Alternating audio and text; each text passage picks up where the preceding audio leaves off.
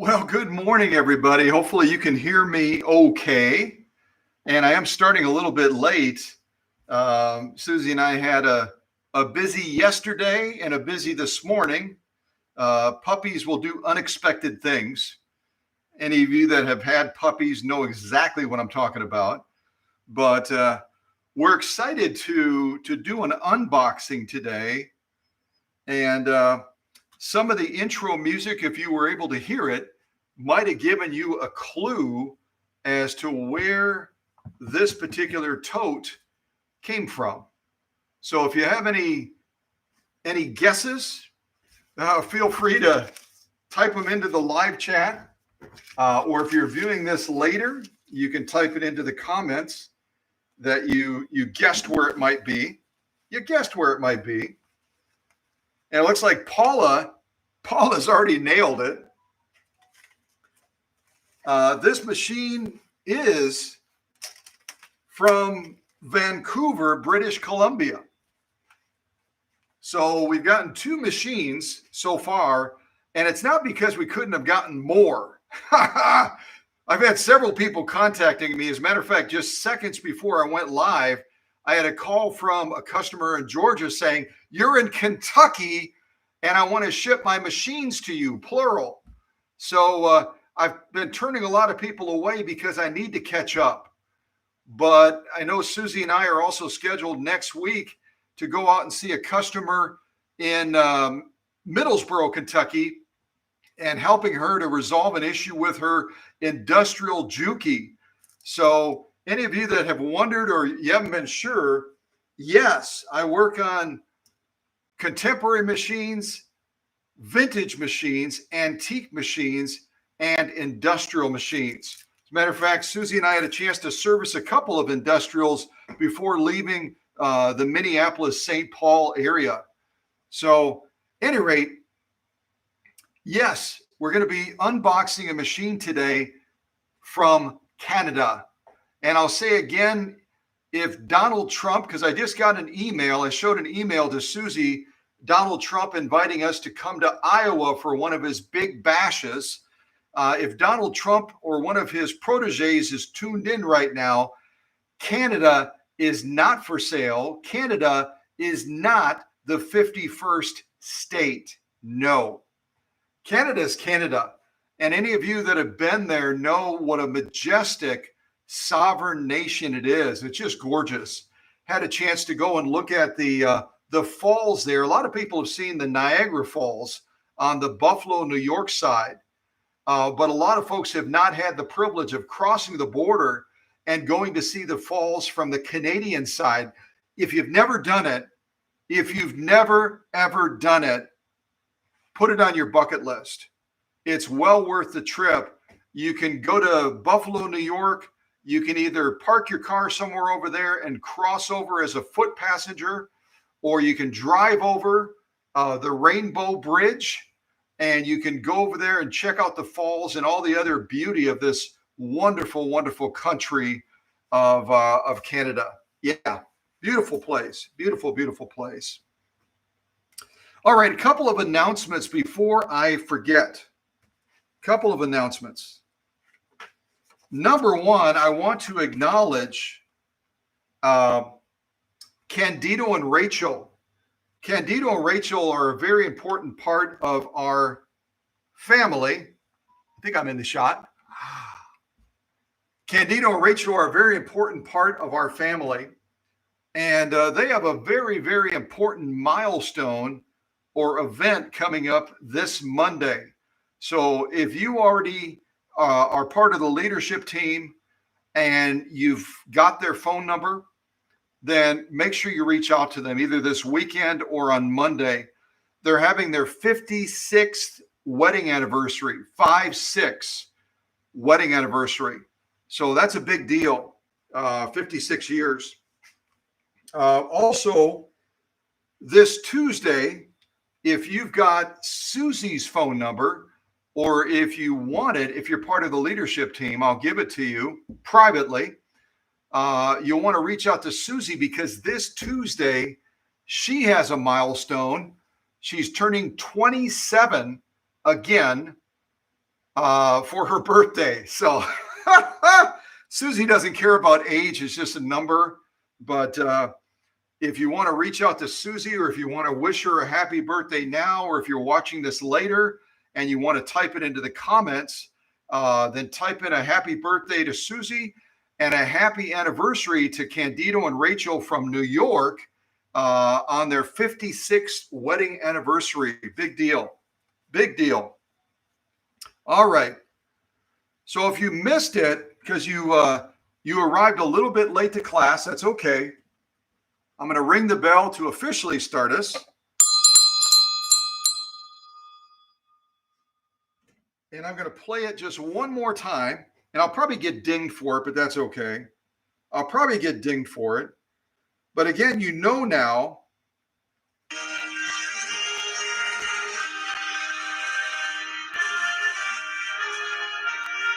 that we have a special machine.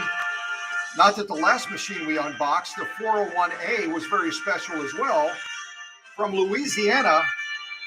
But today we have a special machine from Vancouver, British Columbia, that we're going to be unboxing. It was actually sent by Greg to help out his good friend Melinda. Melinda is quite an accomplished sewist.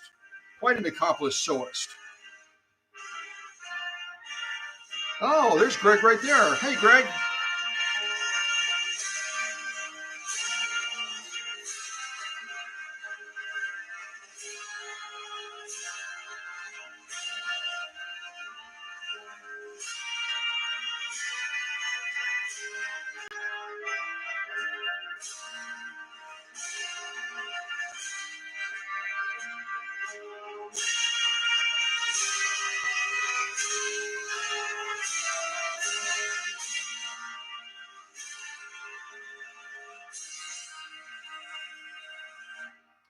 All right. Well, it's great to have Greg here. It's 3 hours earlier. It's 3 hours earlier in Vancouver, British Columbia. So Greg is making a sacrifice. If any of you want to offer him a virtual beverage to help him start his day, it's only about 6:30, going on 7 o'clock in Canada right now. Then by all means, you can offer that. But it's great to have Greg here. Greg, again, is the one that facilitated all of this. He packaged this machine up using one of our videos to kind of use that guideline. So hopefully when we get into the box, you'll see some of those elements that you've seen in a lot of my packing videos that people around the world have used to send machines safely to destinations far, far away. Far, far away. But again, this machine inside is hopefully going to be used by Melinda, who's a good friend of Greg's and Greg's partner, and be able to put it to use in making various bags out of denim and leather. That's really her specialty. She's on holiday this weekend. Otherwise, she would be part of the live stream as well for the unboxing.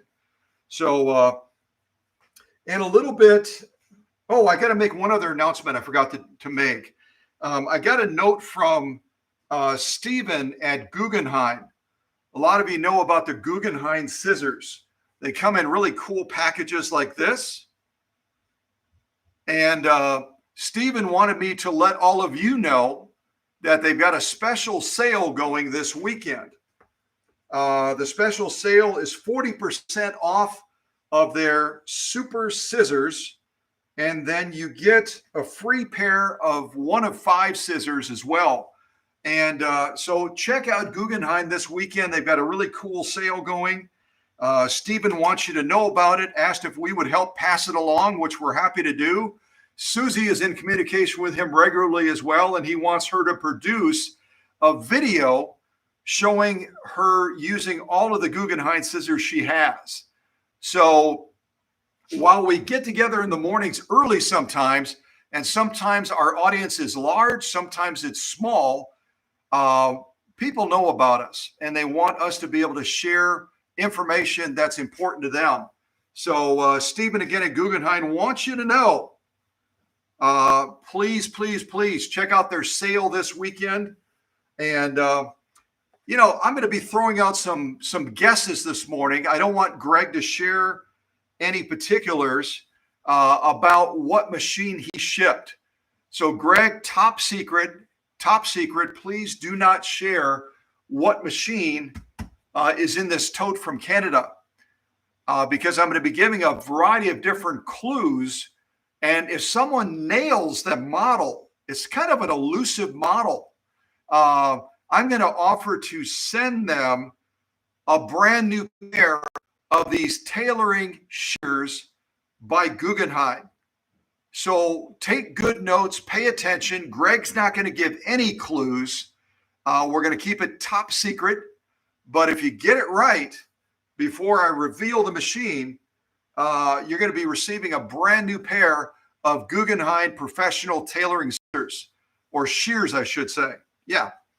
So what else do I have on my list? I don't want to miss anything.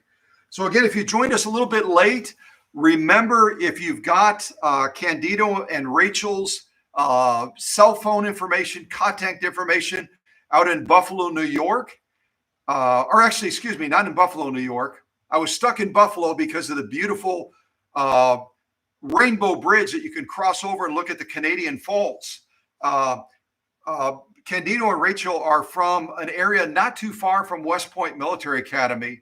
As a matter of fact, we have an invite from them that if Susie and I can make a trip out there, we can stay with them and I can revisit the academy that I was at as a staff member for 3 years. Beautiful place. West Point's another place you should add to your bucket list and visit that if you have an opportunity. Beautiful place. Okay, what else do I have? So Candido and Rachel's 56th anniversary is coming up this Monday, just a couple of days.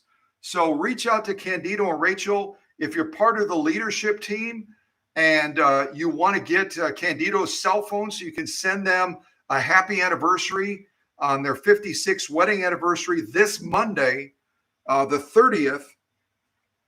Then just reach out to Susie or myself and we'll put you in contact with Candido so you can wish them a happy anniversary.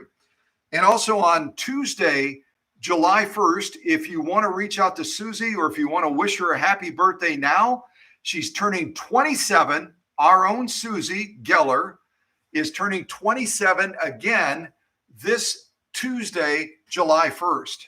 So I wanted to make those announcements. I've got my list done, thankfully. Yes. Okay. So a little bit about the machine that's in this tote that Greg sent by way of Canada. This particular machine I will share with you was dropped off at a special repair center that specializes in this model. They are the experts of experts on this particular machine type. They know everything about them.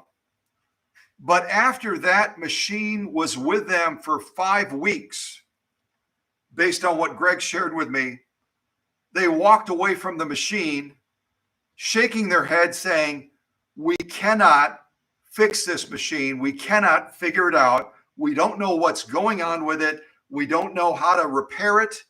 And Greg and Melinda picked the machine up, brought it back, and began a feverish search to see if they could figure out someone that they could send the machine to, someone around the world that they could send this machine to that has a reputation for being able to fix anything. I have no idea who that person is, but it might be me. So I'm going to give it my best shot. If the experts of experts couldn't figure it out, I've got a very, very high calling to try to do it. I've got a very high calling. But if I can do what I always do, and that is figure it out, then what Melinda's going to do with this machine is she's going to use it to make bags out of denim, out of leather, etc. Prior to Greg and Melinda, his good friend, getting this machine, it was used by the previous owner to repair sailboat sails. Now, I'll just be honest with you. Once you see what machine this is, can it be used to repair sailboat sails? Yes. but I wouldn't highly recommend it over a long duration.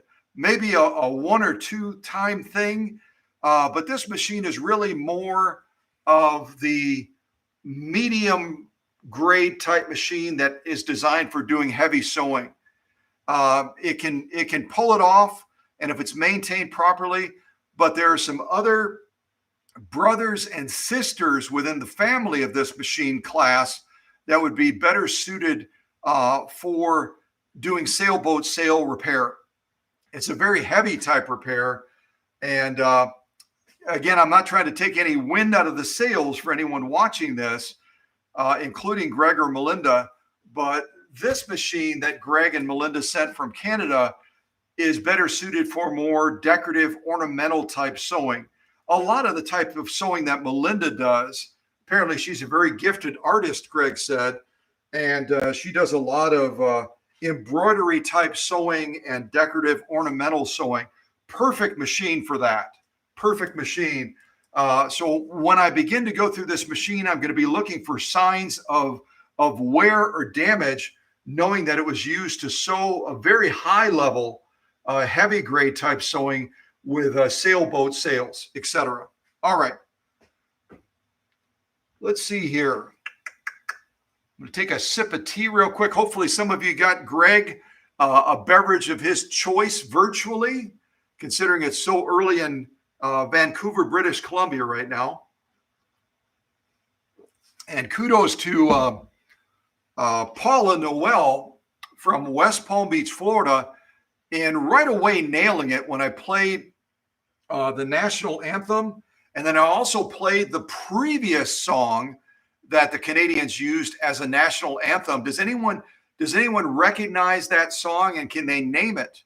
Otherwise, maybe you can rely on Greg to name it. But I played the previous national anthem for Canada, and I played their current national anthem as well. And it's not a Euro Pro. I see that Tim typed that in. It's not a Euro Pro. Oh, Canada, you're really close.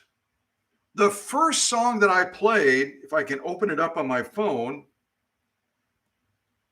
the first song I played is called, let's see, The Maple. Let me see if I can do it here. The Maple, where is it? I'm trying to get the title to show. Maple Leaf. Maybe Greg can help me out as a Canadian. The previous national anthem for Canada, at some point at least, maybe they've had multiples, but it was called the Maple Leaf something. And this is how it sounds again. I'll just play a little bit of it for you. Hold on.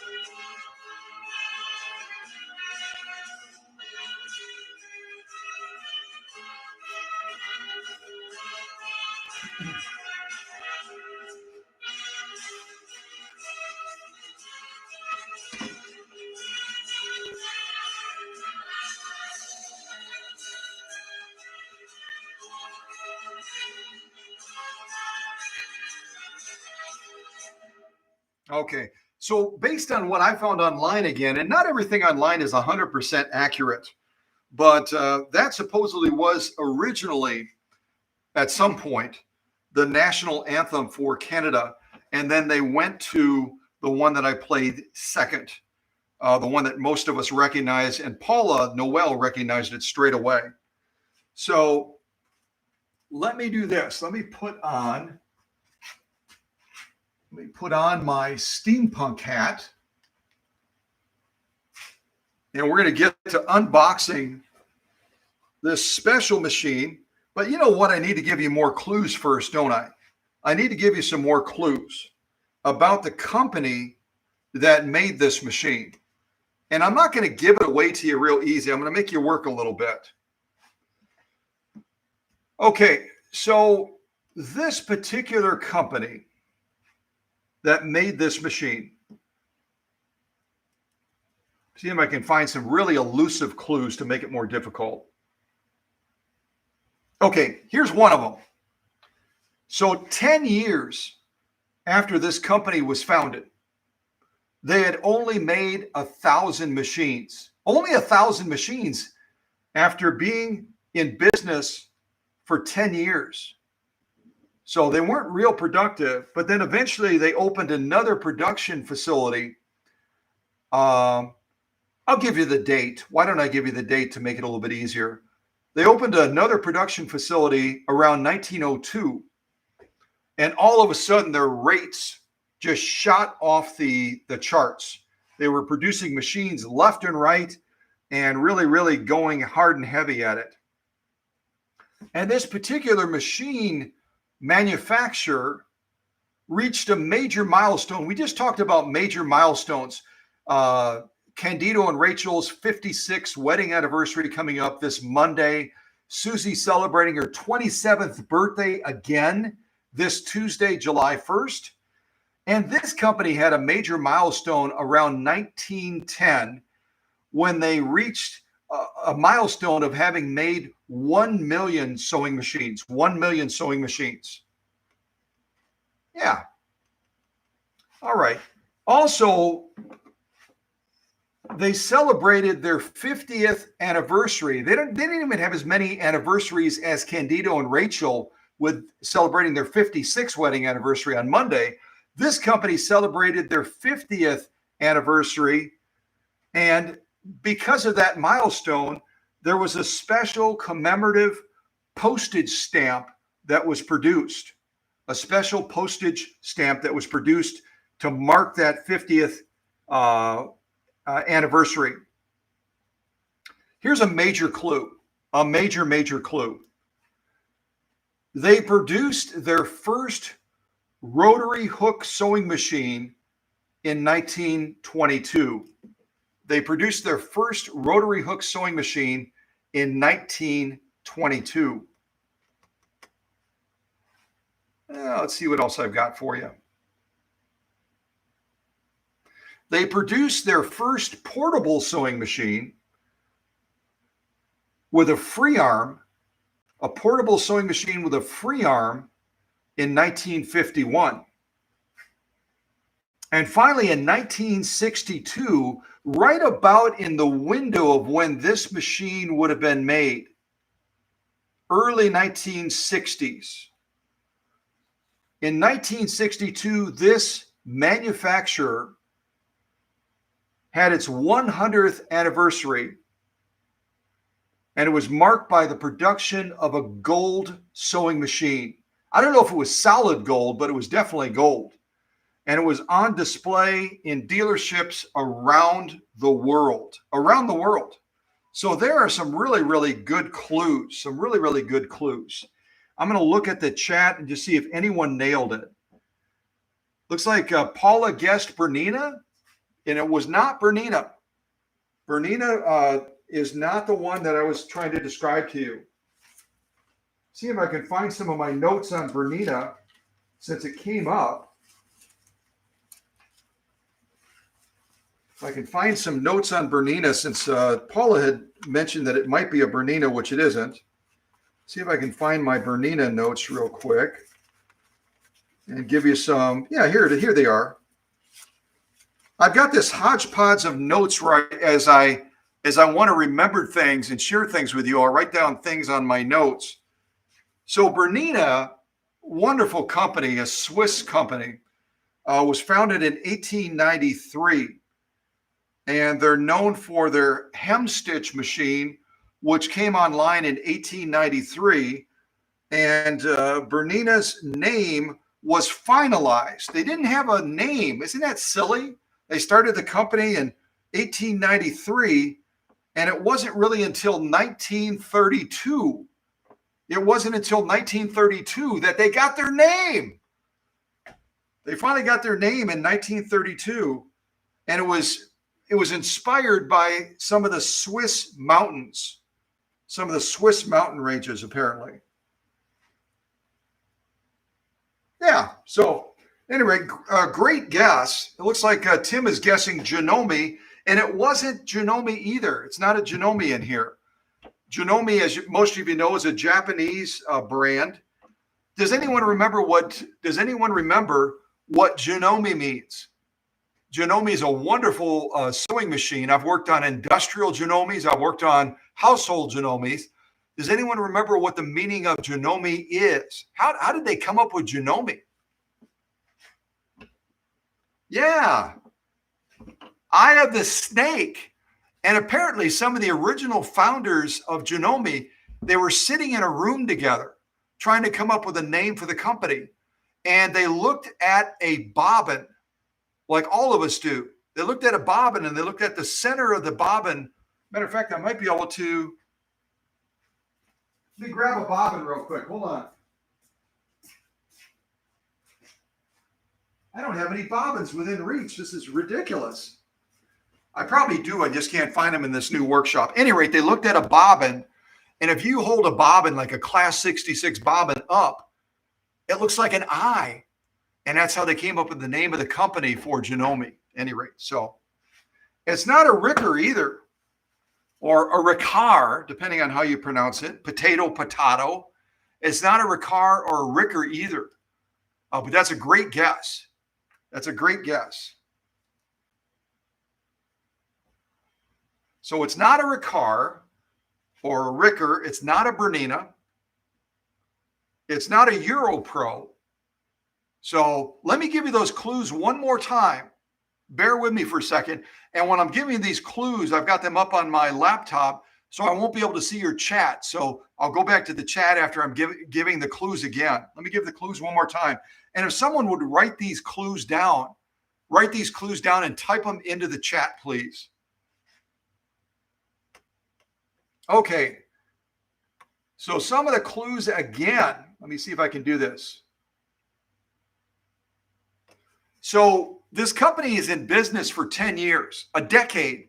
They're in business for a decade. And at that point, they've only produced 1,000 sewing machines. But then around 1902, they open up a large production facility, and all of a sudden they go gangbusters, and they're just racing, producing machines. But they start out really slow. I mean, 1,000 machines in 10 years. I'm not a mathematician, but isn't that like 100 machines a year? That's really slow. That's really slow for a sewing machine producer. Let's see what else I've got. So they celebrated a major milestone around 1910. Around 1910, they had produced 1 million sewing machines. 1 million sewing machines. And in 1912, they celebrated their 50th anniversary. Their 50th anniversary in 1912. And because of that, there was a special commemorative postage stamp that was produced and made to honor them for that milestone. They launched their first rotary hook sewing machine in 1922. That's another clue. They produced their first rotary hook sewing machine in 1922. I think I have one more clue that I gave you, one or two more clues. I think I gave you two more clues. In 1951, they launched the world's first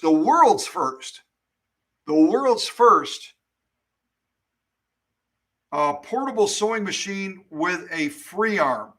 In 1951, they produced the world's first free arm machine that was portable. And I know there's some debate on that. Bernina has made claims as well. That they were really the first. And as a matter of fact, we've shown that machine. I'd have to look back as to what model it is, but I repaired and presented Bernina's earliest model, which was also a free arm portable machine. So there's some debate on that. There's some debate. Pfaff claims it, Bernina claims it, Juki and others have claimed it. So, it's hard to say. And then in 1962, which would have been right around the time frame that this machine was made, early 1960s, this particular company celebrated the 100th anniversary. And by having that milestone, they produced a gold machine. Again, I don't know if it was gold plated, solid gold, or who knows what. Probably gold plated. And it was displayed in dealerships around the world. So those are your clues again on the manufacturer of this machine. The manufacturer of this machine. And I'll give you one other clue that I hadn't planned to give you. I'll tell you that a very dear friend of ours, and you may not be able to see it in the shot. I may have to move the camera a little bit. There we go. I'm balancing the camera. A very dear friend of ours, Joelle, out in Bakersfield, California. Her mother and her had a similar experience like Greg and Melinda, where they had taken a machine to the experts in their neck of the woods out in California. They'd taken it to the expert of experts, and they couldn't figure it out. They sent it to the workshop, and I was able to get that machine working better than brand new. And out of appreciation, they sent a really cool bag that Susie uses every day. She uses that bag every single day. And now as we're working on some of the houses that we have and doing improvements and renovations, she'll carry all of her things in that bag that Joelle and her mother made on this repaired machine that all the experts out in California could not get working properly. So I'm hoping that that will give you a major clue, because that machine that Joelle and her mother sent was made by the same company that made this machine in the tote. So that'll give you a major clue. You can do some looking up or some checking or double checking. But I wanted to wear this shirt today of the Buck Owens Crystal Palace, which apparently was established in 1996 out in Bakersfield, California. And the machine that I repaired for Joelle and her mom, and they were so grateful,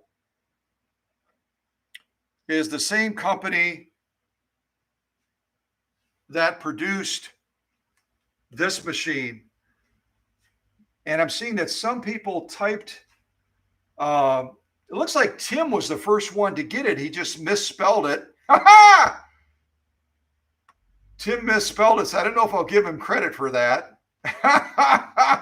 And it wasn't, oh, hi to Mary. Mary had put down a new home. It's not a new home. Tim had put down an Omega. I'm kind of scrolling back and looking at the chat because I was on another page on the laptop. And like I said, it's not a Ricker. Tim had typed in first that it was a Popov. Was it a Popov? I don't think it was a Popov. But what Tim meant to say is Fof. Not Faf like Aflac. It's not Faf like Aflac. It's Fof. I lived in Germany for 3 years, and I can tell you all the Germans say Fof. So, yes, Tim got it first, even though he misspelled it. But right behind him was, I believe, Paula Noel, who typed in, oh no, I apologize. It was Teresa. Teresa typed in Fof. Yes. Tim. So Tim gets honorary mention because he said Popov, but he meant Fof first. And then Teresa gets honorable mention as well because she said Fof. So this is a Fof in here.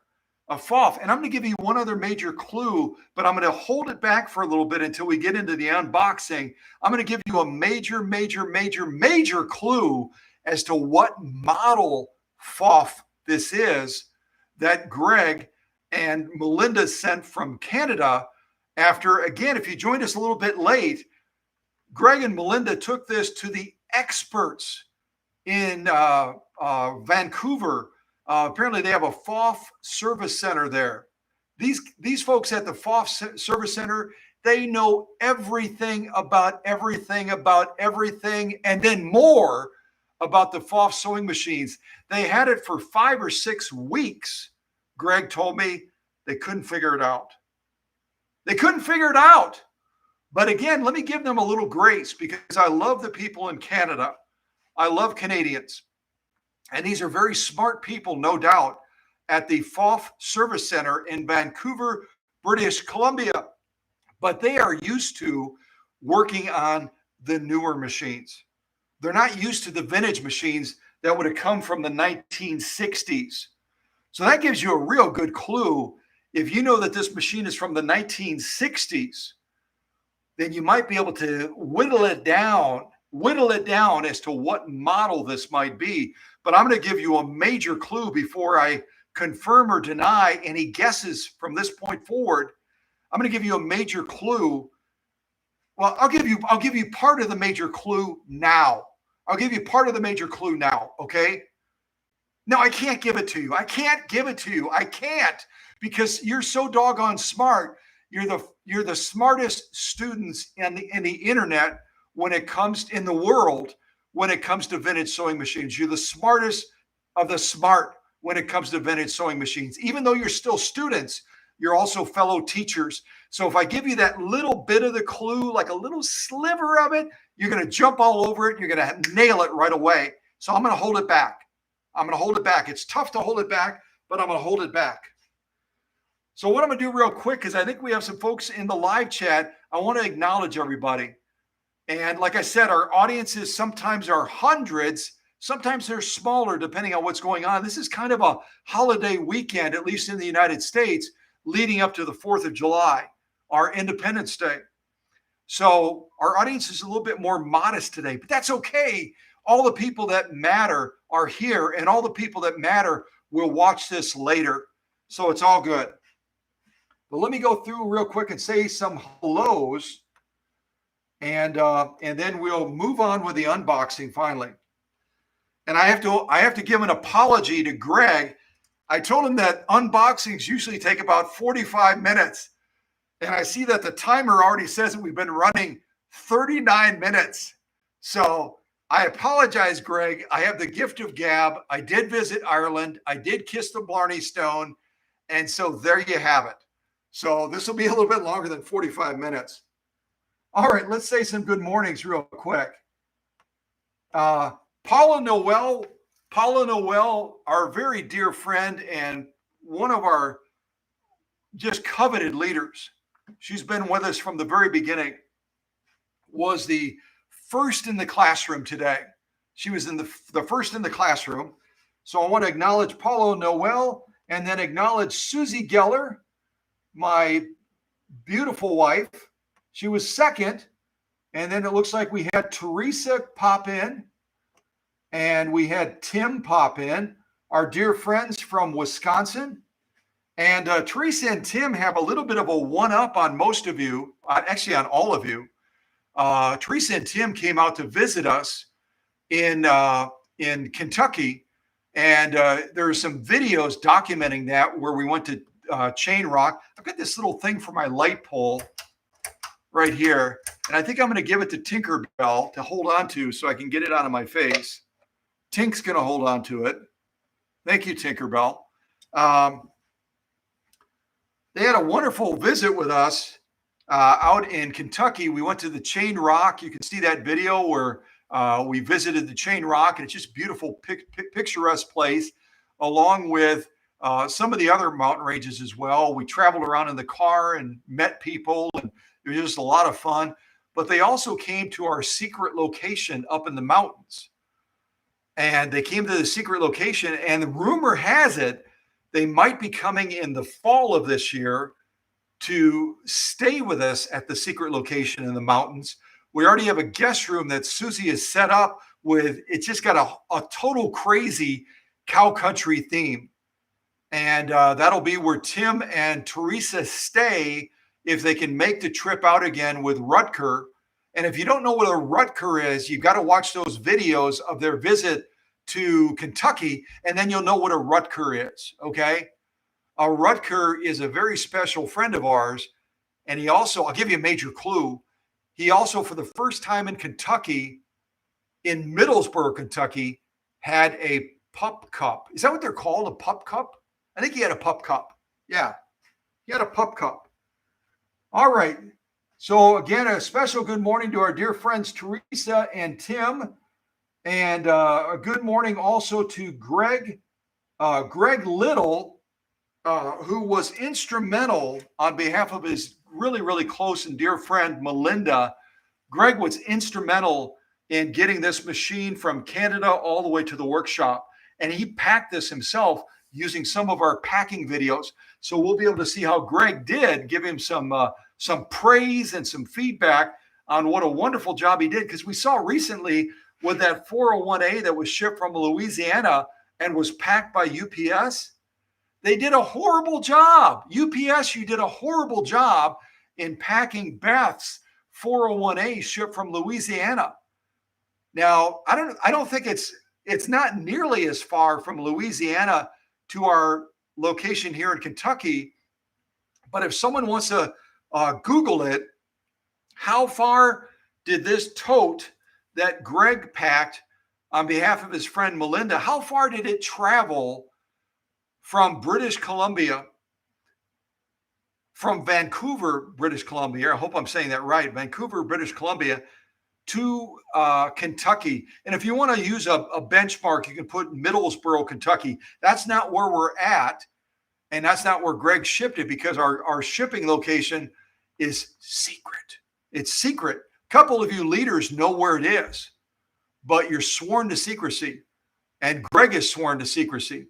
But I'll tell you that if anyone wants to type, what's the travel distance from Vancouver, British Columbia to Middlesboro, Kentucky? Type it in the live chat, and I would be grateful for that help. All right, I'm going to drink some tea real quick because my voice is a little sketchy today. All right, so again, a special good morning to Greg Little from Vancouver, British Columbia, who has gotten this machine to us today. Or not today. When did this arrive? When did this machine arrive? Let me check. This machine actually arrived on June 23rd. It arrived on June 23rd. Today is June 28th. So this secret machine that we know now as a FOF has been here about 5 days. It's been here about 5 days waiting to get unboxed. Not too bad. As busy as Susie and I are, that's pretty good. Also, a good morning. Let me see who else we have here. I'm scrolling slowly so I don't miss anybody. Also, good morning to Mary Rowan, who would guess that it might be a new home, which is a great guess, but it's not. We know now that it's a FOF. Let's see here. Also, a good morning to, I'm scrolling. Some reason I thought that someone had said good morning to Roz. I thought someone had said good morning to Roz, but I just scrolled through all the chat. Unless I missed it, I don't see Roz in the chat. Is Roz in the chat? Did I somehow miss it? And any of you that are new to our group or new to the Cow Country family, Roz is a dear friend of ours. And I've had the privilege to repair and service a number of her machines that she has out in Michigan. And Roz, as you might know, Roz's husband is a doctor, a physician, so she's a busy lady. You know, a physician's wife, good gravy. She's busier than a two-legged dog in a digging contest. You know what I mean? She's always busy. So Roz is also is it a fourth generation or a fifth generation quilter? I forget. But at any rate, I didn't see Roz in the chat. Maybe I missed it. Oh, Roz. Okay, got it. Roz texted Paula Noel. And so Paula Noel was in communication with Roz offline. And I know that at one point when Paula Noel and Roz connected, it was magical because Paula Noel was in awe of the sewing legacy that Roz's family has. And I got permission from Roz to give Paula her number, and she was like, ah, so cool. And that's really the neat thing about our family is we meet so many cool people. If you go to the Cow Country family and you look at the playlist of VIP interviews, you'll see people from around the world with amazing backgrounds that we've had the privilege to meet and interview. And that includes Paula as well. I think Paula Noel is amazing. And I'm in awe of her background as a nurse and all the things that she's done in life. We've got so many amazing people in our family, don't we? So many amazing people. All right. All right. So I'm going to get back to unboxing this FOF now. And you've got all the clues. And as we're going through the unboxing process, I'll see if I can give you a major mega clue that will zero you in on what model this might be. What model this might be. Okay, let me look at my notes again, make sure I didn't forget anything. Okay, so let's get to this. I'll see if I can put on a little bit of music from my phone while we're doing this. And no, I'm not going to play the Canadian national anthem again. I promise I won't. As much as I'd like to, I won't do that. Let's see, I'll just put on some fun music for us.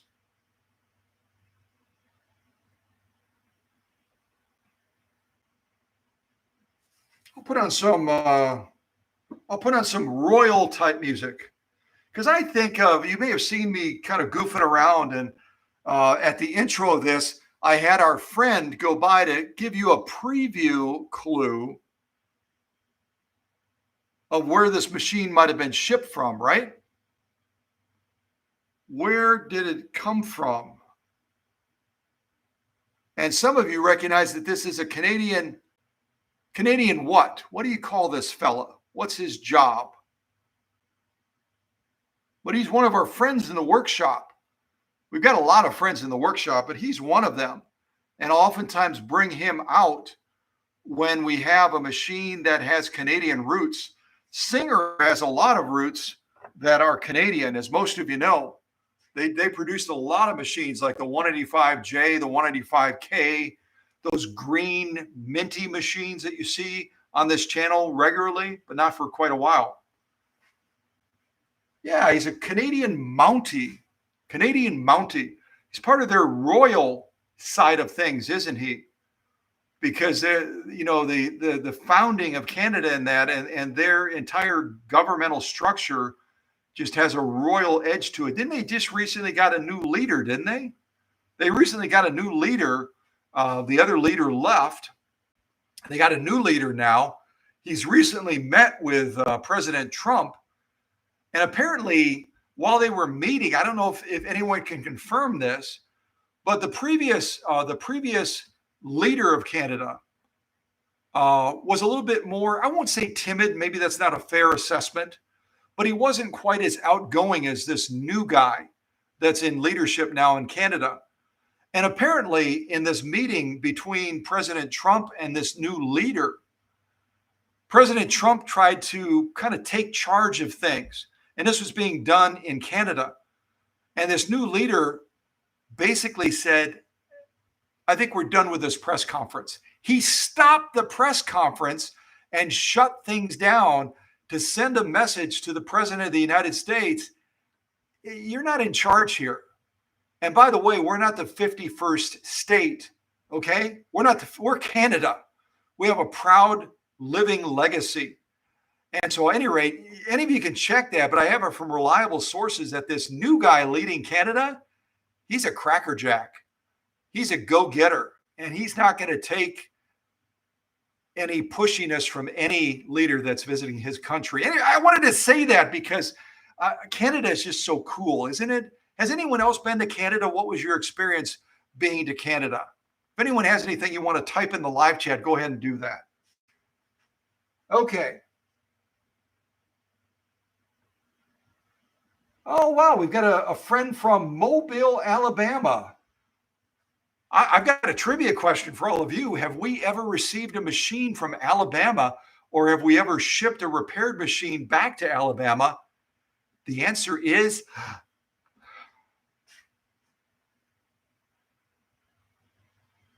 Dudley, Dudley Do Right. I don't think that's, well, maybe it is. Maybe there is a Dudley Do Right. Yeah, Dudley Do Right. Seaman Standard Poodles. Wow, that's a name. Wow. First time catching a live. I watched the videos and love learning with y'all from Mobile, Alabama. Hope you're having a great weekend. Well, it's great to have you here from Mobile, Alabama. Or should I say it like one of my favorite actors, and he was actually, as many of you know, we do fundraisers from time to time, and our little family has risen to the occasion just in crazy ways to help out great causes.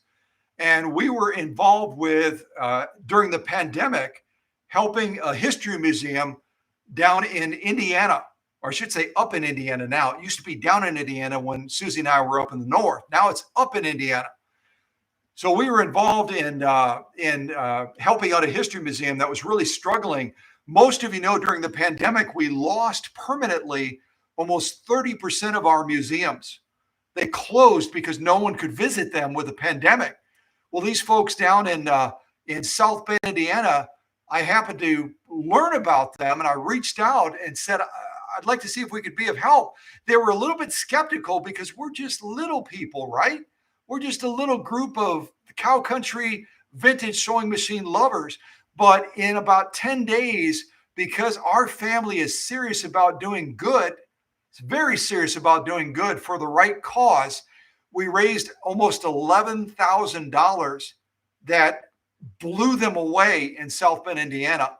And you might remember I took you on a tour. If you somehow missed it, I took you on a tour outside and eventually inside of the South Bend, Indiana Singer cabinet making factory. It was crazy. And the last day I was there, I met a janitor or a custodian that I explained why I was there, what I was doing, that I was collecting up these old bricks that we were going to use to raise money to help out the History Museum in South Bend, Indiana. He knew where it was. He knew their location. He said, would you like to get inside? I said, is the Pope Catholic? Yes, I'd love to get inside. So he took me inside, and I was able to show you the guts, the innards of that South Bend, Indiana cabinet factory that in its heyday was making 10,000 cabinets a day, 1 million cabinets a year. I'm not making that up, folks. They were like crazy. And these weren't cheap, junky little cabinets. These were masterpieces that they were making. At any rate, what is the purpose of all this blah, blah, blah? The purpose is to say that when we did that fundraiser to help out this history museum in South Bend, Indiana, a very prominent person stepped alongside of us. Does anyone remember who it was? And this prominent person, when we presented all of the footage, including the closing ceremony with the staff at the History Museum in South Bend, Indiana, this very prominent person joined us in the chat briefly. And I know that Paula engaged him in conversation. A couple of maybe others of you did as well. But does anyone remember who that was? I'm going to look at the chat and see if anyone nailed it.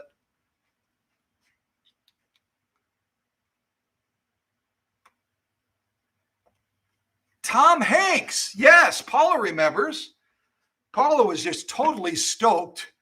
Paula was totally stoked because he all of a sudden just pops into the live chat and she's like, ah! I hope I didn't break the microphone. I might have broken the microphone. But Tom Hanks heard about apparently what we were doing. And as some of you know, a family member of his ended up giving us the opportunity to actually prepare a sewing machine for one of the members of the Tom Hanks family. And I thought that was super cool. And because of him, he's just a really nice guy. He's just a really, really nice guy. He decided to step alongside and make a donation in support of our fundraiser to help out the folks in the History Museum. Many of you know he's a history buff himself. And does anyone remember what does Tom Hanks collect? What does he? What does he collect? See if anyone remembers that.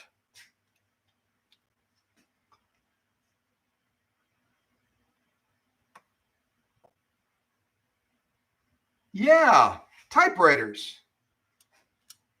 Tom Hanks and also Paula Noel collect typewriters, vintage antique typewriters. And I'll tell you one thing, I'm not going to say this because Tom might be watching right now and he just isn't in the live chat. But I can tell you that Susie and I visiting some of the pawn shops and some of the antique shops in the Kentucky, Tennessee area, I've seen a lot of really cool antique typewriters. I've seen a lot of cool typewriters. And now that I'm reminded that Paula collects typewriters, who knows? Maybe Susie and I'll pick up an antique typewriter and send it to Paula Noel. It's happened before that I'll find out that somebody likes something and I just get it, just send it. Some of you have been involved and have experienced that yourselves. Some of you experienced that. All right. Just seeing if anyone else popped in. So again, a special welcome to Siemens Standard Poodles. I didn't read all of the chat, but if Siemens Standard Poodles wants to share, what do they do? It's such a cool YouTube screen name. Feel free to boast about what you do. Why do you have that name? What does it mean? What's the significance of it? And you may have already done that. You may have already done that. Well, thank you, Greg. Yeah, we haven't done a fundraiser since the History Museum. No, yeah, we did. We did one for also during the pandemic, we did one for Oconto Animal Shelter. And there we raised, I think, around $7,000, $7,000 in about 10 days to help them out as well. So, yeah, we love doing good things for good causes. And we've got so many wonderful folks that have stepped alongside. Okay, let me get busy on this because I told Greg that this would be about 45 minutes. Now we're at 59 minutes and I haven't even opened the box yet. All right, I'll put on a little bit of music and shut up and start opening this thing up. All right, and then I'll give you a major clue as to what model it might be.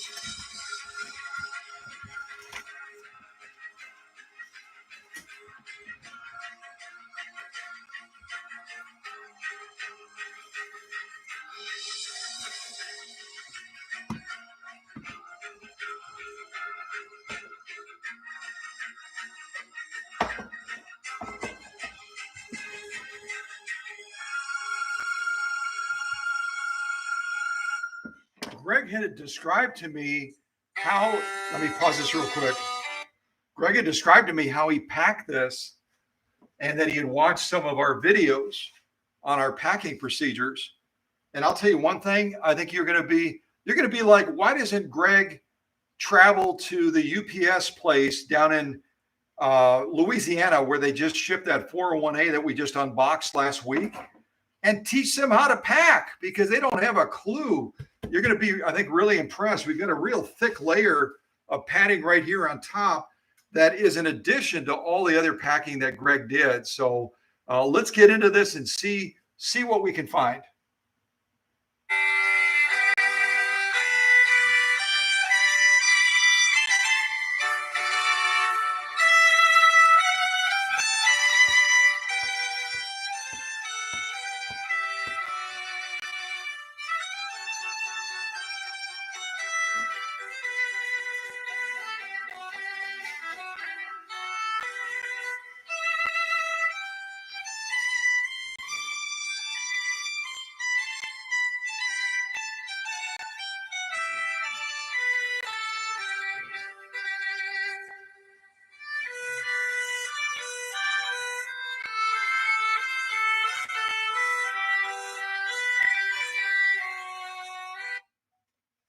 Greg told me that there's some special things in here. And once we reveal what model and make this is, I'll show you the goodies inside of here that Greg sent along with the machine.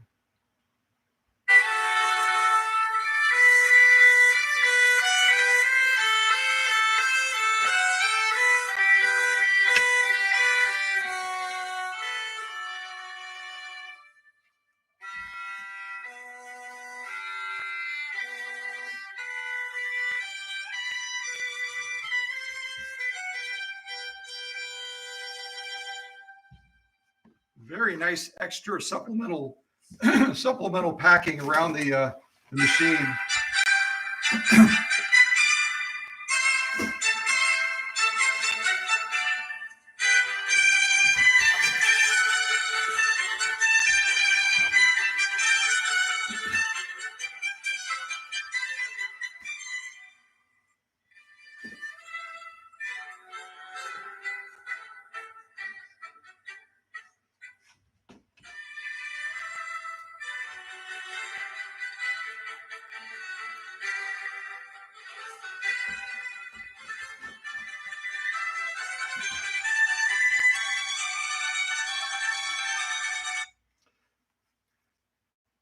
I'm pausing the music, and it's almost sacrilegious to pause Mozart. So I apologize for that. But I saw that, I think it was Teresa had typed in a welcome to Joelle. So I've got to show Joelle because I was just bragging on Joelle and her mom and the opportunity I had to service their 1222E that they were just elated with.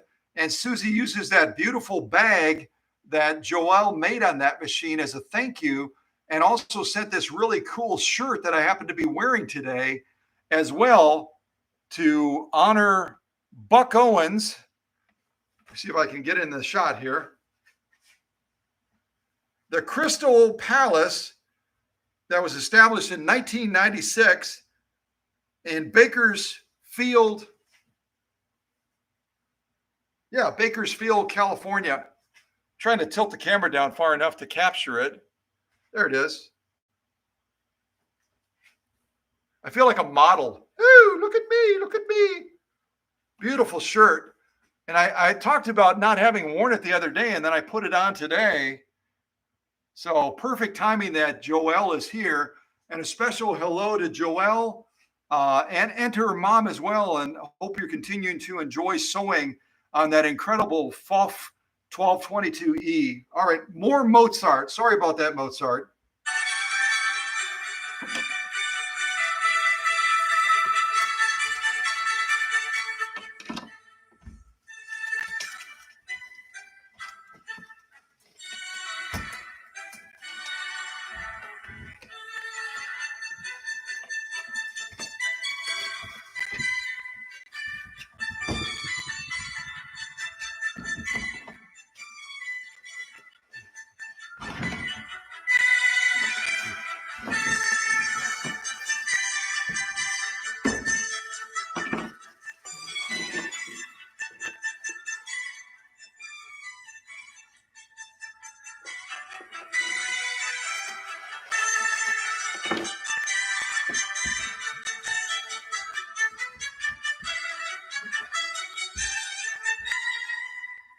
All right, I'm going to pause the music real quick and just show you.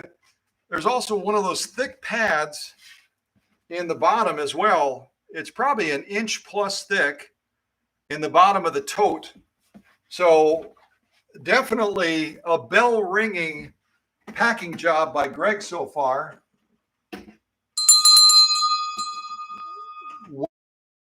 Well done on the packing. And now we're going to be able to start to get into this machine. And I want to give you all a major clue. See if I can adjust the camera just a little bit more.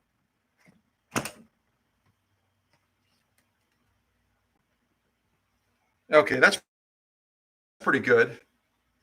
I'm going to give you all a major clue as I start to remove this cocoon from this excellent packing job by Greg from Vancouver, British Columbia. The major clue is this.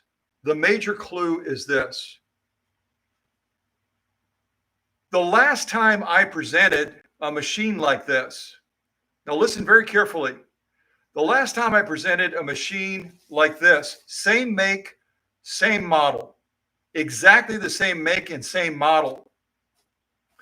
There was a special little girl down in Texas. That we had the privilege and honor of meeting. And her first name is Emily. And they had a similar situation where they had gone all over the state of Texas looking for someone that could repair that machine and get it functioning properly. And because this little girl had Down syndrome, it was incredibly frustrating and just a major struggle for the family as they continued to reach one roadblock after another, just continued to reach roadblocks where that machine could not be fixed. And finally, they heard about Cow Country. They heard about this guy up in Wisconsin. And they sent that machine to me with high hopes, kind of like Greg and Melinda sending this machine with high hopes after it spent 5 weeks in front of the FOF experts in Vancouver, British Columbia, and they couldn't figure it out. This little girl and her mom packed up their treasure so carefully from the southernmost part of Texas, and they shipped it up to Wisconsin, and they got it back. This little girl sat down. She was fearful. She was, tentative about things because they had experienced disappointment so many times with taking it to other places in Texas, and they'd get it back and it wouldn't work. It would run into problems. And this little girl, Emily, sat down to the machine. She started sewing on it. She started crying, and her mom had stepped outside of the room. And the mom right away went to the worst possible conclusion. Oh my gosh, it's failed again. But instead, the little girl showed the mom with tears coming down her cheeks that it was sewing perfectly. And the little girl, as a thank you, this is 4 years ago, this happened, 4 years ago.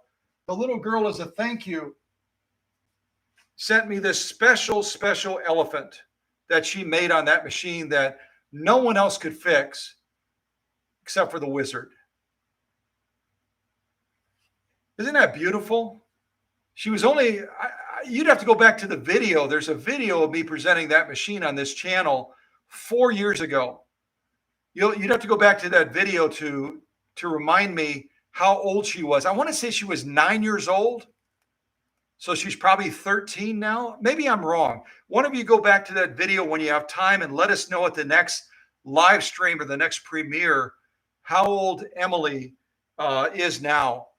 And Emily's last name is Oyama. So Emily and her mom, if you happen to watch this, thank you again for the privilege and honor of being able to fix that machine for you. And thank you for the privilege and honor of this special friend that is prominently displayed in the new workshop in Kentucky. Okay? All right, back to Mozart.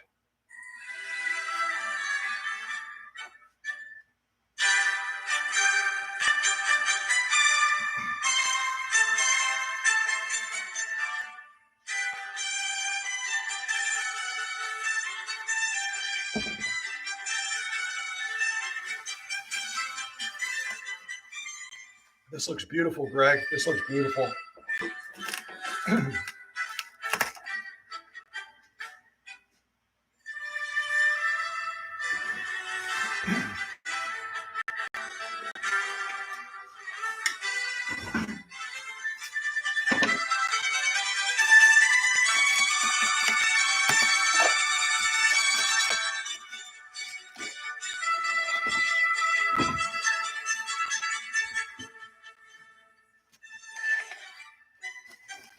I almost knocked over Grandma. She gave me a dirty look like, hey, what are you doing?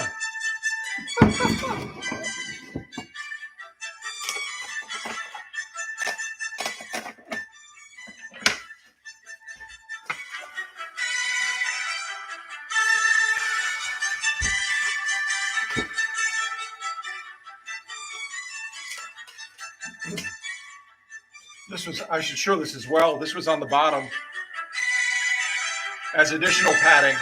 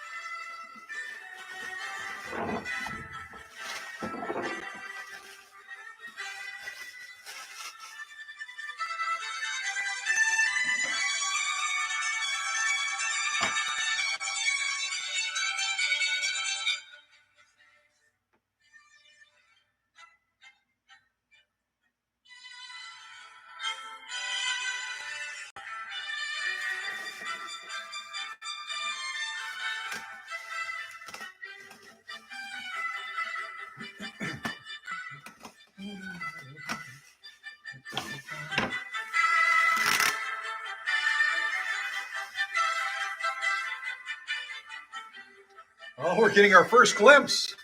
Our first glimpse. Ah ha ha ha!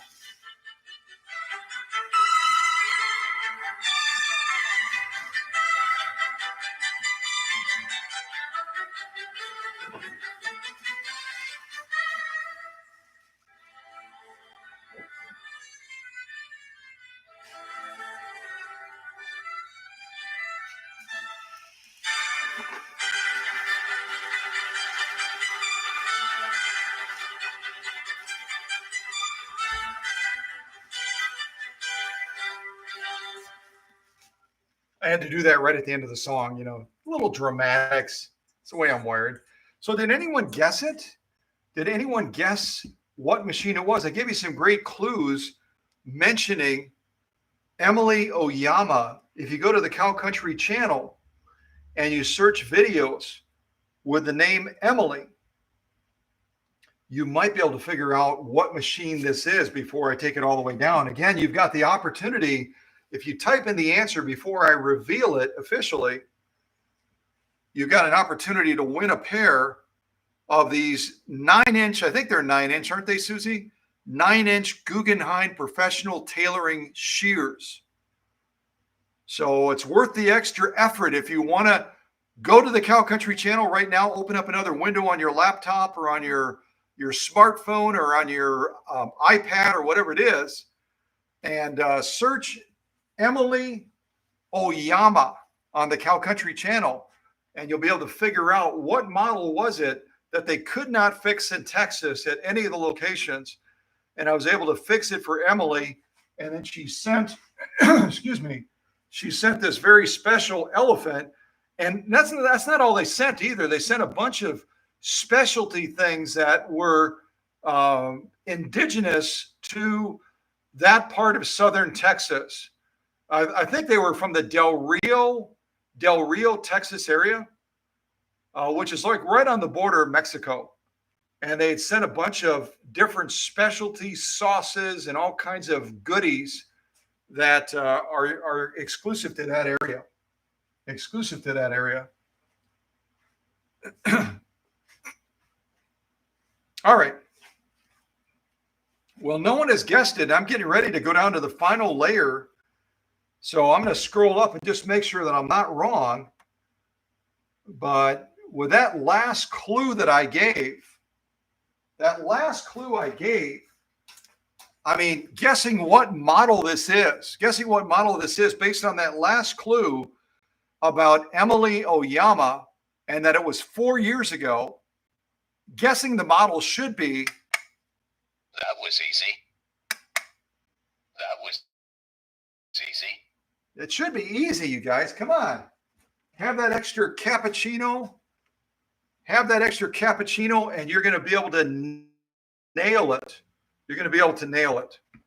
And it looks like Joelle just typed in a guess. I'm not going to tell you whether it's right or wrong, but it might be right. All right, let's see what we find. I'll put on a little bit more music, and we'll take down this final layer that Greg from Vancouver, British Columbia, Canada, did a marvelous job. I'm trying to decide what kind of music. I think I'll put on marching music, at least for a little bit.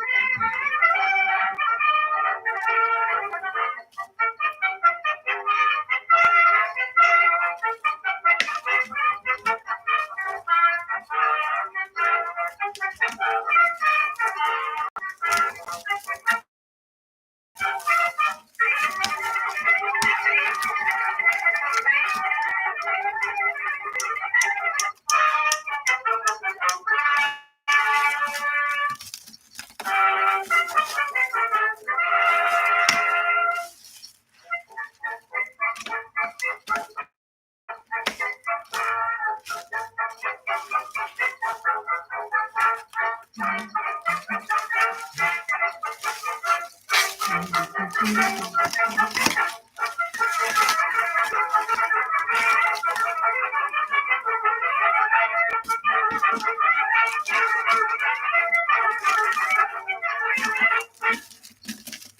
was a fun one.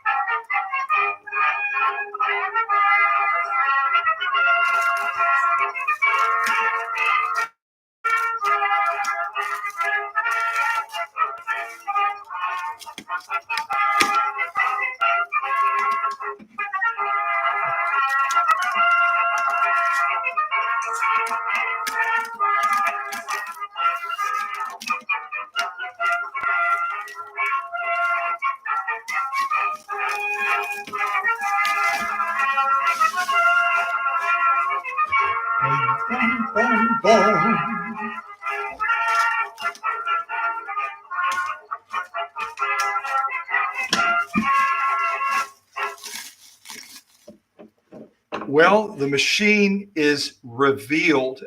And any of you that guessed the Model 360, which in German is 360, then you nailed it. And whoever nailed it first before the machine was officially revealed, I think it may have been Joel from Bakersfield, California. But if y'all would look at that and confirm who got FOF 360 first, then that person, that individual, is going to get a pair. I meant to say a pair and my voice went away. Wow. We'll get a pair of these very, very cool Guggenheim 9-inch professional tailoring shears. And I love their crest. It kind of has that Royal Mountie Canadian type feeling as well, doesn't it? Really quite lovely. Really a classy type scissors. All right, so let me get the rest of this taken off. I'll put on a little bit more music and then we'll check this machine out a little bit more closely.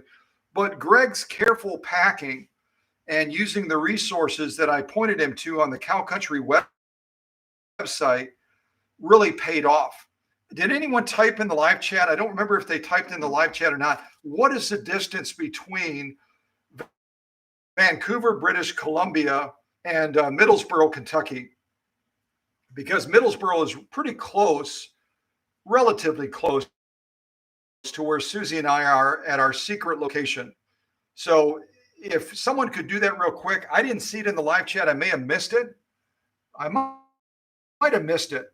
But if you'll type in the live chat, how far is it? How far from Vancouver, British Columbia to Middlesboro, Kentucky? I would really appreciate that. All right.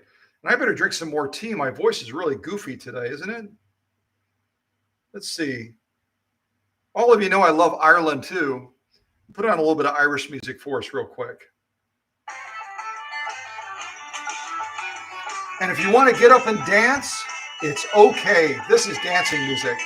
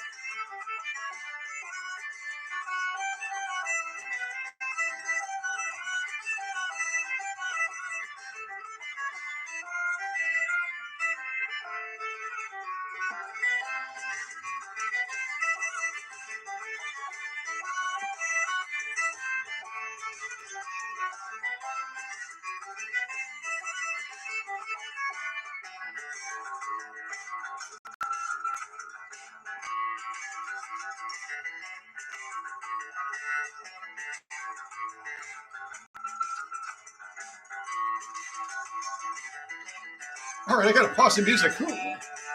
I hear laughter. I hear laughter, and why are y'all laughing? What happened? What happened? Did somebody pop up on the screen? Does anyone remember the name of that person that popped up on the screen and why they may have wanted to join the dance? Why did they want to join the dance? Who is that person that popped up on the screen? If anyone remembers, I'll be really impressed. I'll be really, really impressed. Who was that person that popped up on the screen? And why do you think they came out? Why do you think they came out? Yeah. Well, I should show one other thing too. I was showing some of the wonderful gifts that I've received over the years from folks at the workshop. And Paula was talking with our dear friend Roz from Michigan. And Roz, I shared in the last live stream, but since we have a FOF on the workbench that came from Canada, I thought I would show this again. This is one of the gifts that Roz sent me at the workshop in Oconto. I don't know if it's focusing on that or not. Maybe I have to put my hand behind it.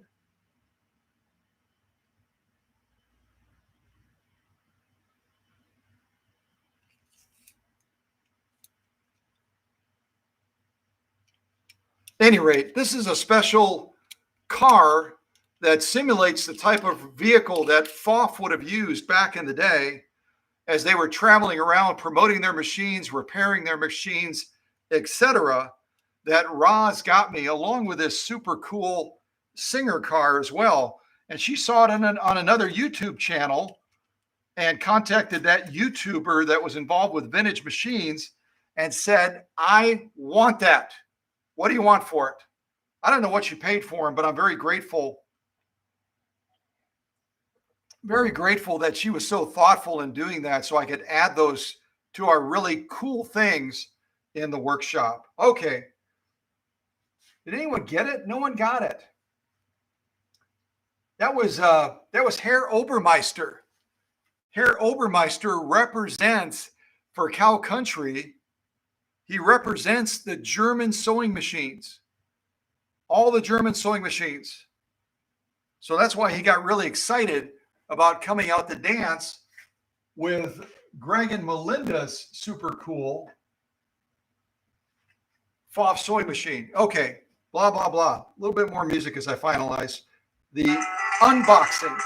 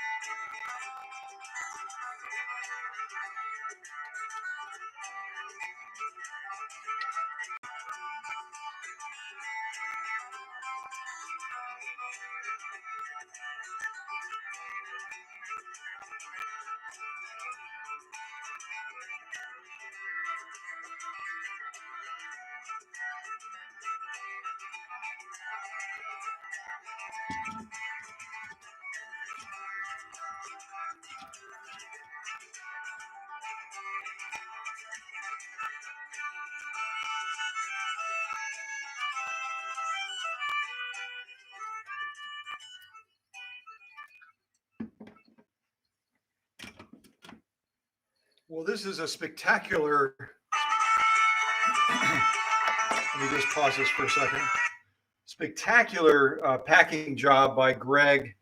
Um, like I said, he should take a class down to the UPS people in Louisiana. And certainly we've had issues with other shippers as well, professional shippers, that this is all they do. It's all they do is pack fragile things. But the problem with a lot of these shippers is that they look at a machine like this Model 360, this 360 Machina, and they say it's metal. It's metal. Why would you have to pack this thing carefully?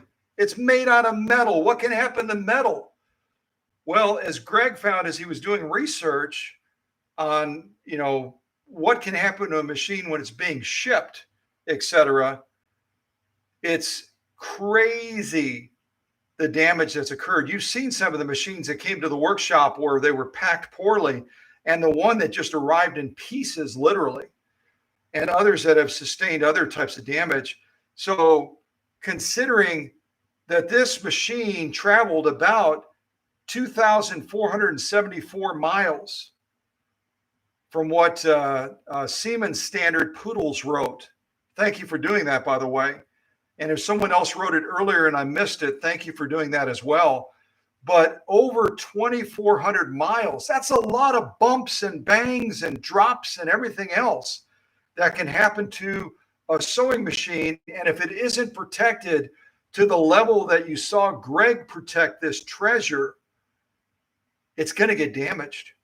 And Greg said that he had also seen where the balance wheel can get damaged as well. So he had extra padding on that as well to safeguard the machine. Why would he do that? Well, because he wants to do it the right way.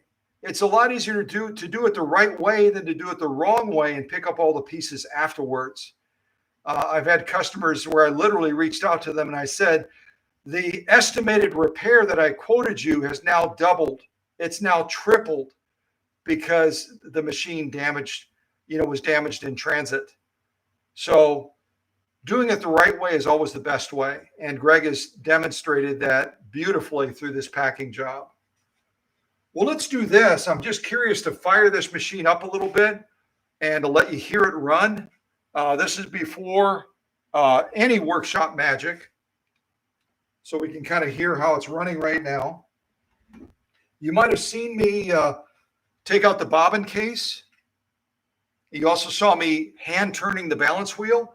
If you get a new machine, if you pick up a new machine, either from someone that's selling it, from a thrift shop, from an estate sale, wherever it is, never plug that machine and just fire it up. You always want to take out the bobbin case to protect that bobbin case from a needle strike. If the needle bar is out of alignment, if the hook timing is off. So you take out the bobbin case and then you hand turn that machine and watch for clearance on the throat plate. Watch for clearance on the presser foot. Make sure that that needle is not coming too close, because when someone is sewing, all of us have the bad habit. All of us have the bad habit. If we get a little bit anxious, we're going to pull or push that material a little bit.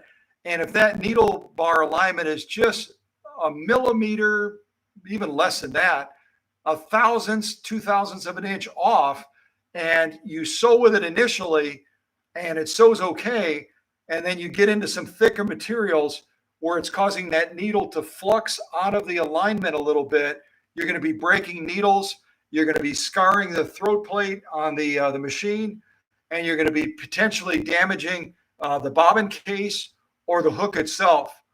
So always watch very closely. You may have seen me kind of lean in and look to see where that needle is in alignment with that throat plate right now. And I can see there are a couple of small little scar points on that throat plate. I'm suspecting it's not from anything that Greg or Melinda did. It might be when they were using this machine to sew those super heavy sails for the sailboats. And, maybe they were using a smaller needle than they should have been using, and that needle flexed a little bit and it hit that throat plate. I'll deal with that and I'll fix it so that that thread, when it's feeding from the bobbin and coming up, doesn't get caught on there, or there's material that doesn't get caught on the scarring of that throat plate. But right now we've got pretty good needle alignment.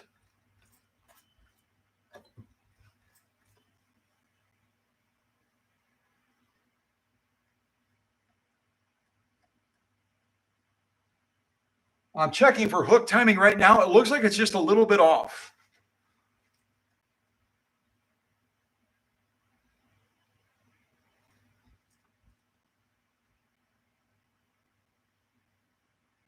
It's just a hair off. Greg and Melinda have already tested this machine. It seems to be doing well from what Greg said with the straight stitch and the zigzag. The main concern about this machine is the decorative ornamental stitching is not working on it right now. So I'm going to be looking at that very closely. I'm hoping I can figure it out a lot faster than 5 weeks. I'm hoping I can. And get this machine working again and get it back to Canada so that Melinda can put this to work on sewing her bags, her denim bags, her leather bags. and enjoy this. But right now, let's plug it in and see if we can fire it up. All the wiring looks good on this for the most part. I'm looking at the foot controller. We got a little bit of a break right there, but that's not the wiring. That's just the casing for this. You see where it's kind of separated there. So I think it should be fine. It should be safe.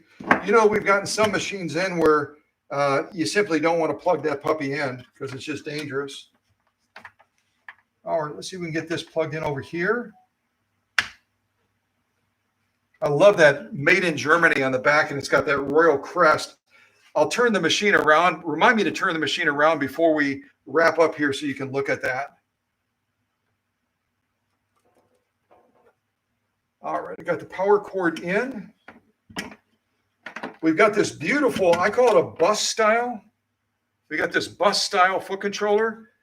Whether you have small feet or big feet like me, these pedals are just the most fabulous pedal. And there were other makers that made huge pedals. Bernina was known for that, and a number of other makers. But I think this is one of the coolest foot controllers that there is, quite honestly. I don't think I have my voltage detector. Oh yeah, I do. Here it is. I didn't think I had it because I've been using it at one of the houses.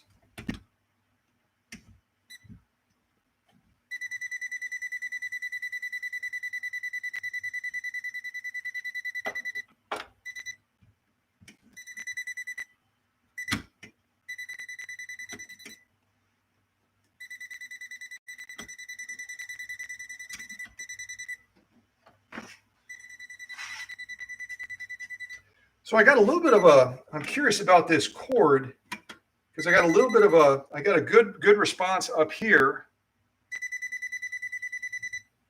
Probably can't see that in the shot.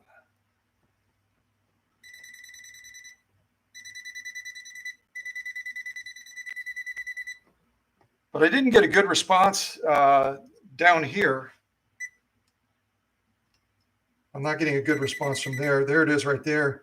So this cord, I'll look at this cord carefully. There may be some worn wiring, or there may be a partial break in here because I'm not getting a consistent response from the voltage detector.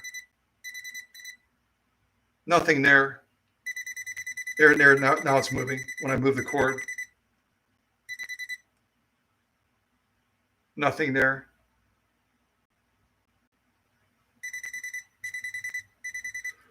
With a voltage detector, you should get a consistent response all the way down the cord. So the cord from the outside looks fine, but I'll check this just to make sure we don't have any possible breaks in there.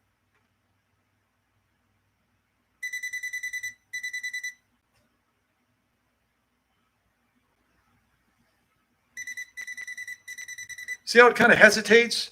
It shouldn't be hesitating like that. So we'll take a look at that and just make sure that there's no issues with the foot control wiring. Okay, I'm going to go ahead and fire this up. I think you've got a fairly good shot of the machine right now.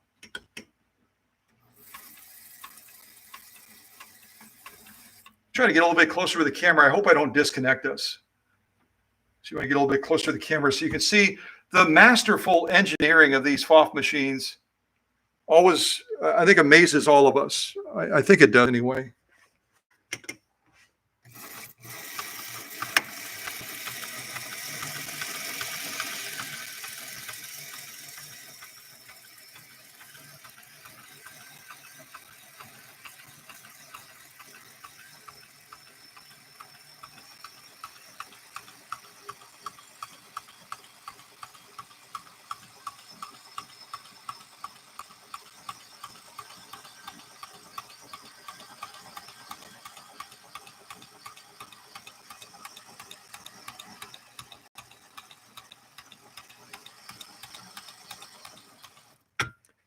And if you listen real carefully, you'll hear a sound on this end of the machine. The sound, as far as I can determine, is coming because the presser foot is up. These FOFs have, when the presser foot is up, because that presser foot raises up so high, when it's in the raised position, the edge of the needle bar as it sweeps down will come into light contact with it, and that's normal. See if I can do it over there.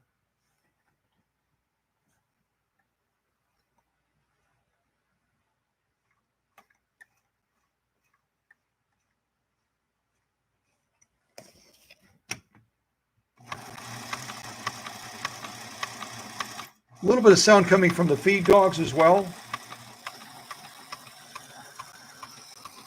There you can see the hook action down there, sort of.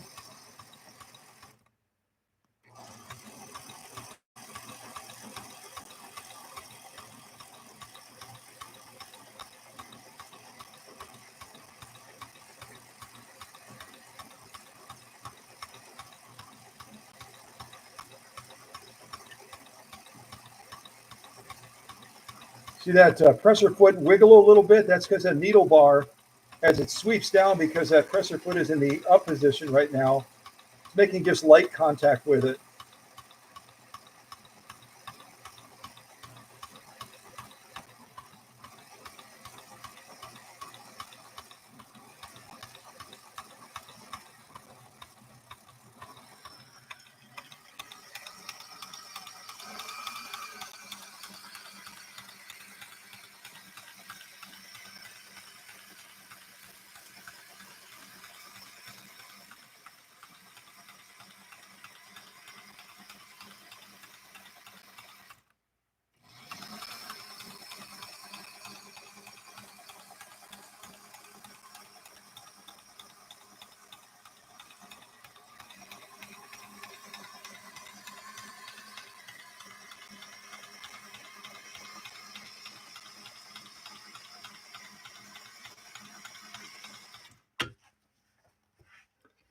I'm going to show you something as well.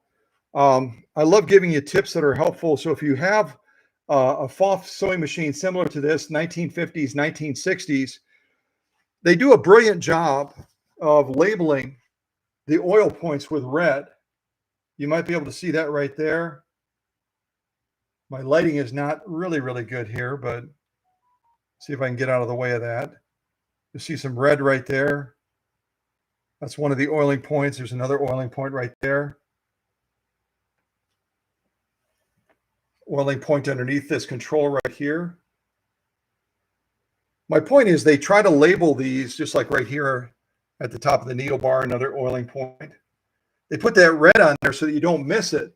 But as you look at this machine near the balance wheel, unless you look carefully, you wouldn't know that right underneath this bobbin winding tire, where am I?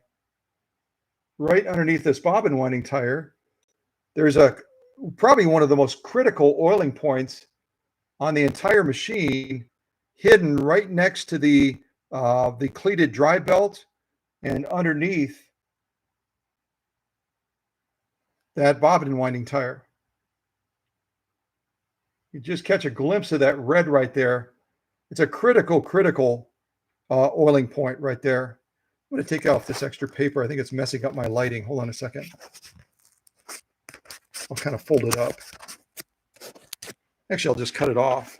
I had this at the other workshop because I was getting this glare thing going on.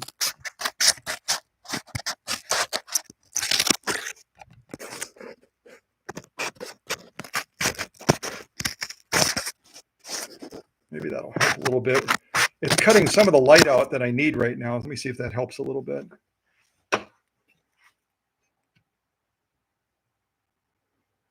So just look to the left of that cleated belt. You'll see that oiling point right there, and the bobbin tire hides it.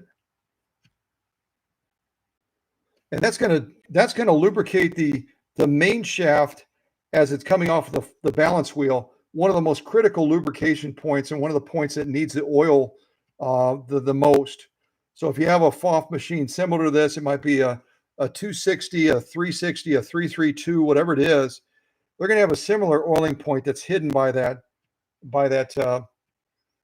bobbin winding tire. Make sure you push it back so you can oil that critical point on the machine. But all in all, I'm hearing a machine that is sounding like it's been well maintained.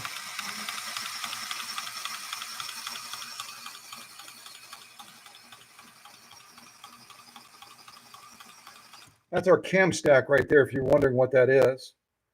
All of the ornamental stitches, that can be generated by this Model 360 are going to be housed within this cam stack area.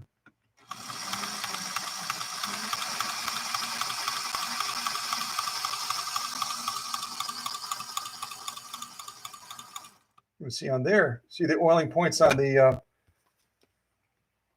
needle bar assembly too. There's another one right there, labeled in red.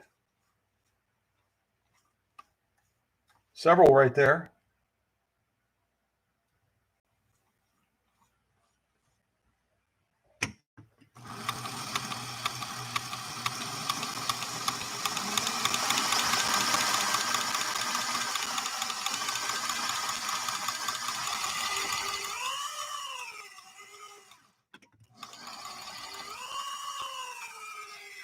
Oh, we're getting some slippage over there.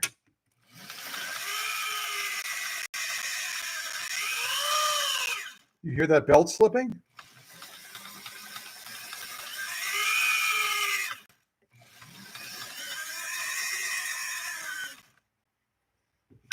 There's a belt slipping inside of the machine below these cleated belts. Listen real carefully.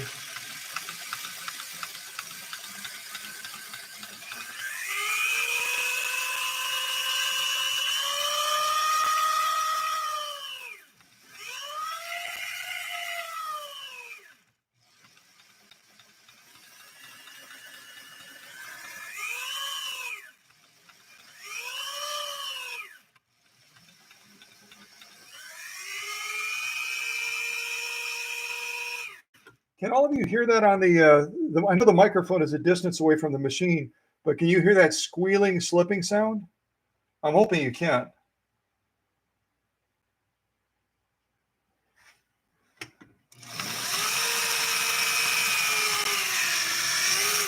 Yep, I can actually smell it too. So I'm not going to run the machine anymore. We're getting slippage on there right now. It's creating kind of a warm smell. It's creating a warm smell, but that is a concern because to sew handbags or to do the sail repairs that the previous owner was doing, I mentioned at the beginning of this before we finished the unboxing that I was concerned that this model was not the optimal model to be handling that heavy grade sewing of repairing sails.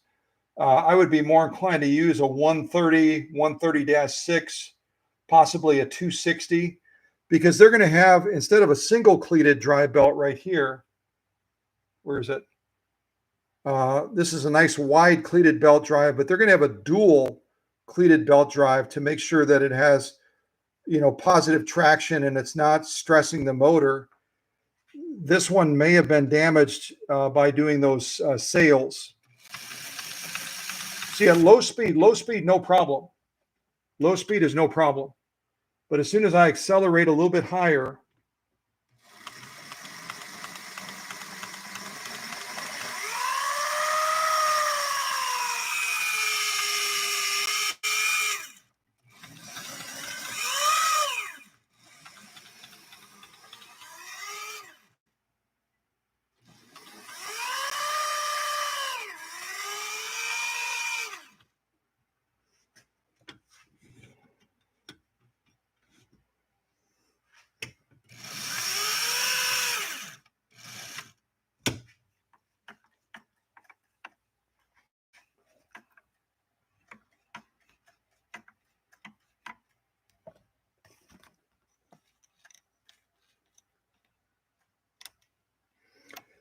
here's another possibility. Let me check. You know what else can? Kathy King gave a brilliant suggestion.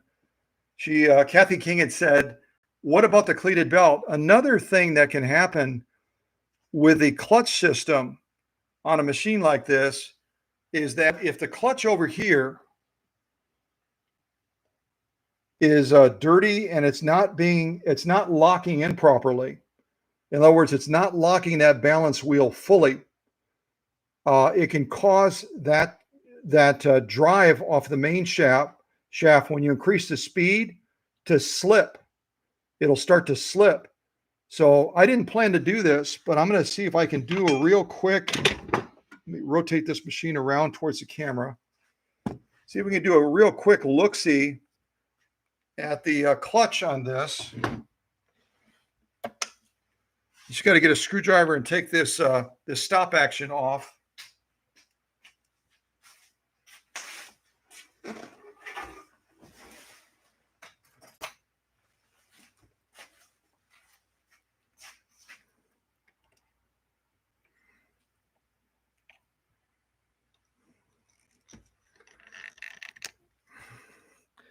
And when you're loosening a stop action screw like this, don't take it all the way out.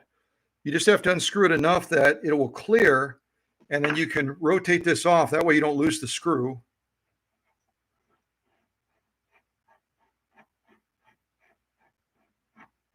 We're not going to be able to take the balance wheel off because it has a cleated belt on there. Well, I want to take a look at this right here. See what this looks like. Yeah, my hunch is right. It's very, very dirty right now. So let's see if we can clean this up a little bit. This is what, when the machine, and this was actually in, I believe it was in upside down. It was in like this, and it should have been in like this. I'm wondering if the people in Vancouver, when they were trying to fix this machine, they took the balance wheel stop action off and they put this back on backwards. These have to be pointed slightly up because as you turn that stop action, it compresses these into the main shaft and allows it to drive it evenly. And this is slipping right now. So let me grab a wire brush. We'll clean this up a little bit. And we'll see if we can get this to run without that thing slipping. Give me just a second. I'm still learning this this workshop. You can use a Dremel on this as well. A Dremel would be a lot quicker. I'm just going to go over it with this wire brush. Get this cleaned up a little bit.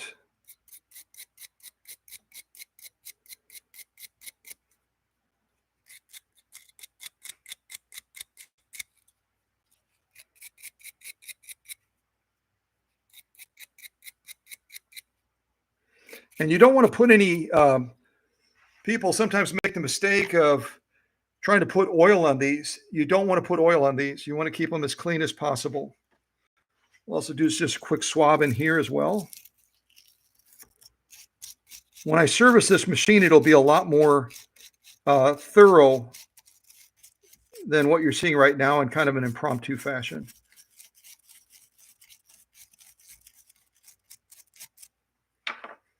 Now we're going to put this back in, and we're going to put it back in properly, like so. You see the inside of here too, which makes contact with that. That's pretty yucky looking too. You see if we can get some of that gunk off of there.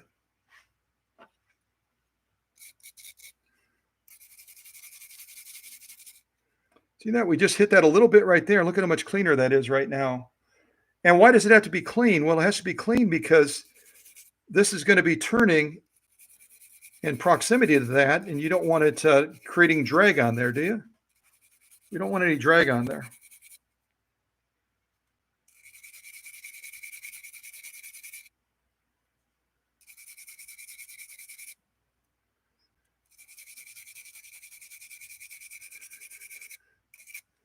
That looks better, doesn't it?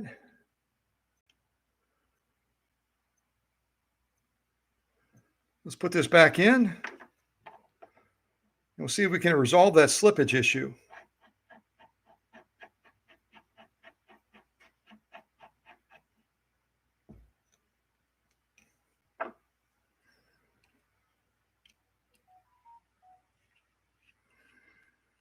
And if you ever go to put on one of these stop actions, you try to put the screw back in, and the screw won't go in. You can turn it so far, and then it gets stuck. That's an issue with the location of where the stop action stops in proximity to that piece that we just cleaned.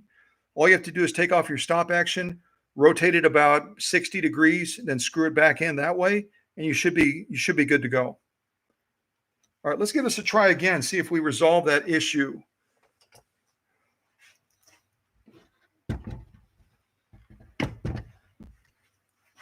back the camera up just a little bit.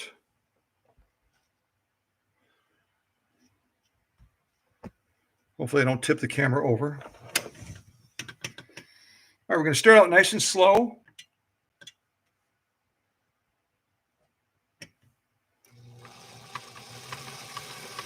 Now we're going to increase the speed again. And let's see if our simple little act of what we did with the clutch resolved the issue. I agree with Kathy King. It could have absolutely been one of the cleats, but all the cleats appear to be in good condition and they did not appear to be slipping. Let's see if this did it. Otherwise, I'll have to dig deeper off camera.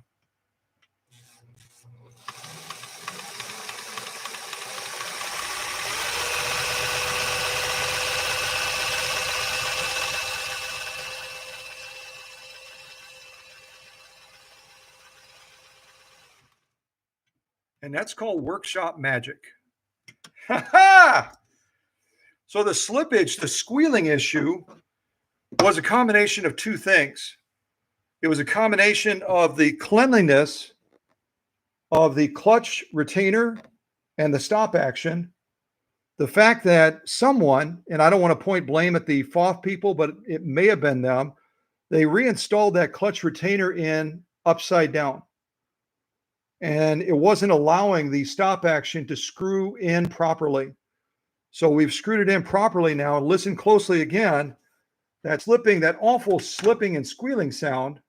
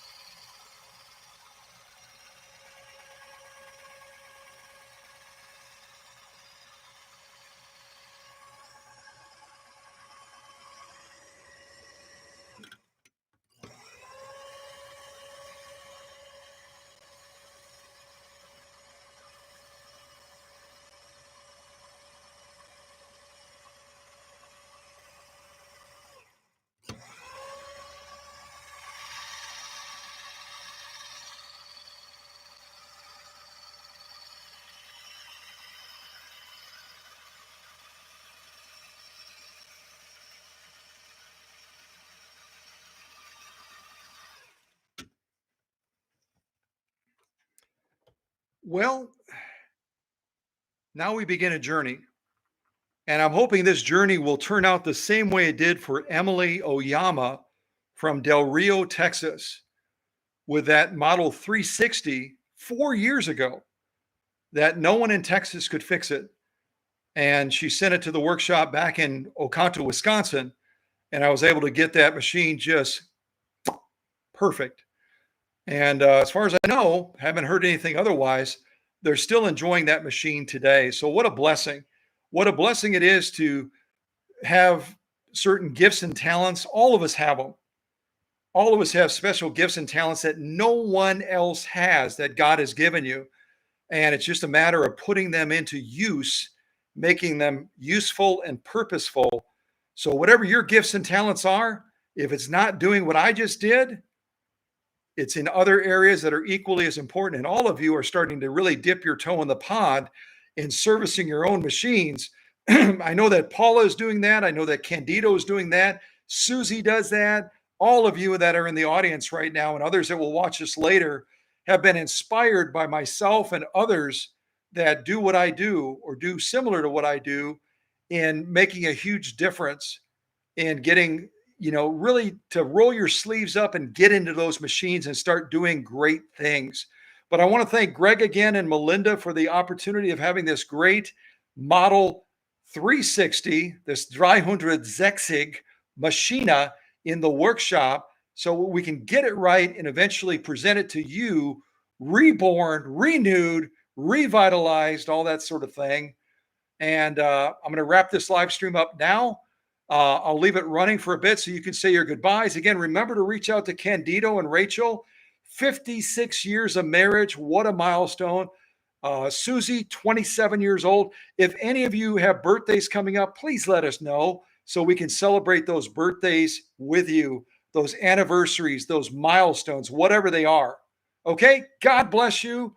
And yeah, Canada rocks. I love Canada.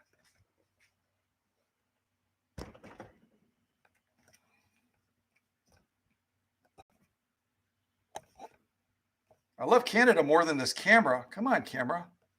Come on, camera. There it is. Hey, all right. Little bit of music to wrap us up.